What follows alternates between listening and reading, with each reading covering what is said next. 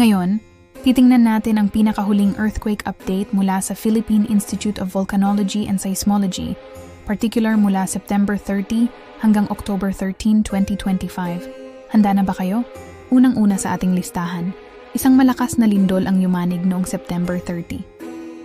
Isang magnitude 6.9 na lindol ang tumama sa Bogo, Cebu. Napakalakas nito at siguradong nagdulot ng pag-aalala sa ating mga kababayan sa Visayas. Ang ganitong kalakas na pagyanig ay seryosong paalala na kailangan nating laging maging handa. Marami ang nakaramdam nito at nag-trigger ito ng mga aftershock sa mga sumunod na araw. Pero hindi pa dyan natapos. Pagdating ng October 10, isa na namang napakalakas na lindol ang naitala. This time, sa Manay, Davao Oriental. Isang major earthquake, magnitude 7.4. Grabe, imagine yung lakas.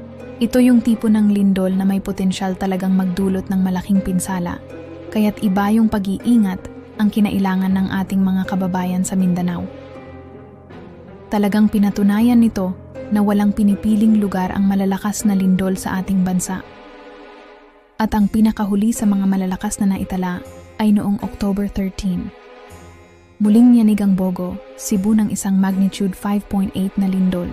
Bagamat mas mahina ito kumpara sa naunang 6.9, isa pa rin itong strong earthquake na sapat para magdulot ng takot at posibleng pinsala, lalo na sa mga estrukturang humina na dahil sa naunang pagyanig.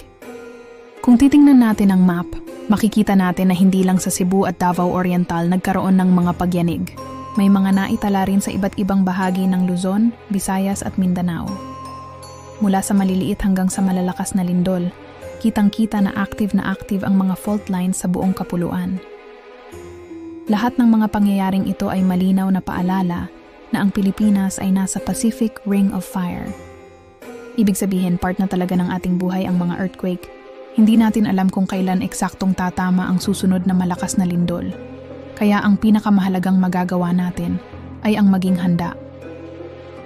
Magkaroon ng emergency go bag, alamin ang mga ligtas na lugar sa inyong bahay o opisina, at laging makinig sa mga anunsyo mula sa inyong local disaster management office. Salamat sa panunood, mga kaalam. Huwag nating kalimutan, ligtas ang may alam. Let's all stay informed and prepared.